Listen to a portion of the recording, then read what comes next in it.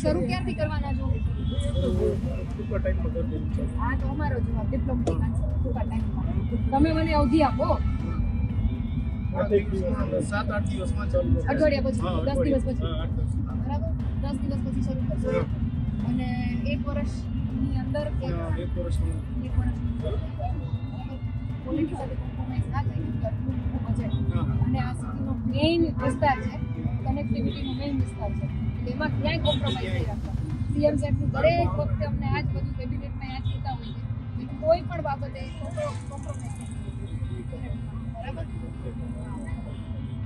કેમ કે પછી ચોમાસું આવે અને જે બધું પ્રશ્ન થતા હોય એવું આપણે નહીં, એક વાર કામ એવું.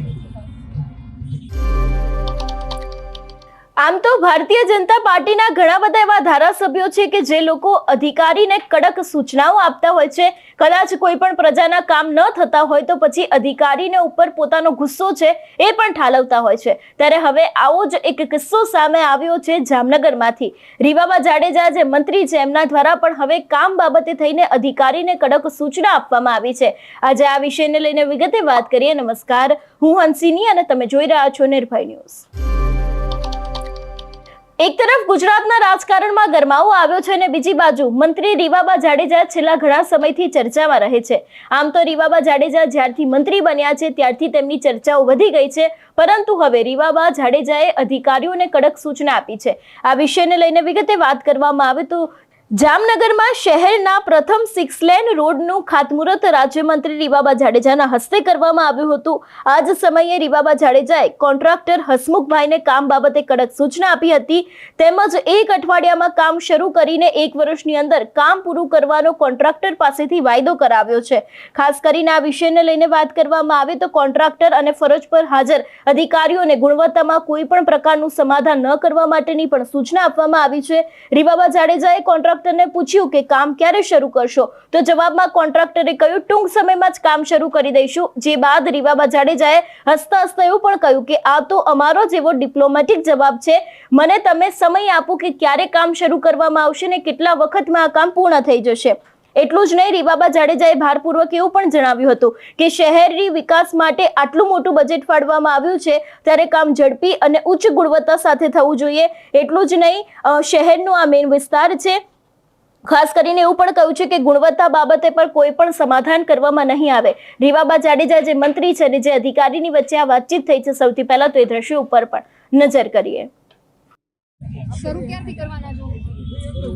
ટૂંકા ટાઈમમાં કરી દેવું છે. હા, તો અમારો જવાબ ડિપ્લોમેટિક આન્સર, ટૂંકા ટાઈમમાં. તમે મને અવધિ આપો. 7-8 દિવસમાં ચાલુ કરશે. અઠવાડિયા પછી, હા, 10 દિવસ પછી. હા, 8-10 દિવસ. બરાબર, 10 દિવસ પછી શરૂ કરશો. અને 1 વર્ષની અંદર કે હા, 1 વર્ષમાં. 1 વર્ષની અંદર. બરાબર, ક્વોલિટી સાથે કોમ્પ્રોમાઇઝ ના થાય કેમ કે આટલું મોટું બજેટ અને આ સિટીનો મેઇન વિસ્તાર છે, કનેક્ટિવિટીનો મેઇન વિસ્તાર છે, એટલે એમાં ક્યાંય કોમ્પ્રોમાઇઝ નહીં રાખતા.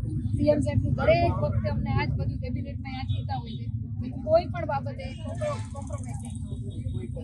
બરાબર, કેમ કે પછી ચોમાસું આવે અને જે બધા પ્રશ્ન થતા હોય એવું આપણે નથી. નહીં, એક વાર કામ એવું. શરૂ ક્યારથી કરવાના છો? ટૂંકા ટાઈમમાં કરી દેવું છે. હા, તો અમારો જવાબ ડિપ્લોમેટિક આન્સર, ટૂંકા ટાઈમમાં. તમે મને અવધિ આપો. 7-8 દિવસમાં ચાલુ કરશે. અઠવાડિયા પછી, હા, 10 દિવસ પછી. હા, 8-10 દિવસ. બરાબર, 10 દિવસ પછી શરૂ કરશો.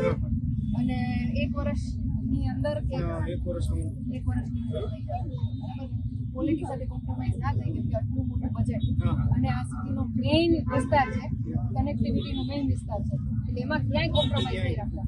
સીએમ સાહેબનું દરેક વખતે અમને આ જ બધું કેબિનેટમાં યાદ કરતા હોય છે કે કોઈ પણ બાબતે કોમ્પ્રોમાઇઝ નહીં. બરાબર, કેમ કે પછી ચોમાસું આવે અને જે બધા પ્રશ્ન થતા હોય એવું આપણે નથી. નહીં, એક વાર કામ એવું. શરૂ ક્યારથી કરવાના છો? ટૂંકા ટાઈમમાં કરી દેવું છે. હા, તો અમારો જવાબ ડિપ્લોમેટિક આન્સર, ટૂંકા ટાઈમમાં. તમે મને અવધિ આપો. 7-8 દિવસમાં ચાલુ કરશે. અઠવાડિયા પછી, હા, 10 દિવસ પછી. હા, 8-10 દિવસ. બરાબર, 10 દિવસ પછી શરૂ કરશો. અને 1 વર્ષની અંદર કે હા, 1 વર્ષમાં. 1 વર્ષની અંદર. બરાબર, ક્વોલિટી સાથે કોમ્પ્રોમાઇઝ ના થાય કેમ કે આટલું મોટું બજેટ અને આ સિટીનો મેઇન વિસ્તાર છે, કનેક્ટિવિટીનો મેઇન વિસ્તાર છે એટલે એમાં ક્યાંય કોમ્પ્રોમાઇઝ નહીં રાખતા સીએમ સાહેબનું દરેક વખતે અમને આ જ બધું કેબિનેટમાં યાદ કહેતા હોય છે કે કોઈ પણ બાબતે કોમ્પ્રોમાઇઝ નહીં બરાબર કેમ કે બધી ચોમાસું આવે અને જે બધી પ્રશ્ન થતા હોય એવું આપણે નથી ના એક વાત કામ એવું આપણે જોતા આવે છે કે ફક્ત રીવાબા જાડેજા જ નહીં, આના સિવાય પણ ઘણા બધા એવા ભારતીય જનતા પાર્ટીના નેતાઓ છે કે જે લોકો કદાચ ગુણવત્તાને લઈને અધિકારીઓ હોય છે એની સામે પડતા હોય છે. મનસુખ વસાવા છે એ પણ અવારનવાર અધિકારીને ખખડાવતા હોય છે. એવા ઘણા બધા દ્રશ્યો અત્યાર સુધી સામે આવ્યા છે.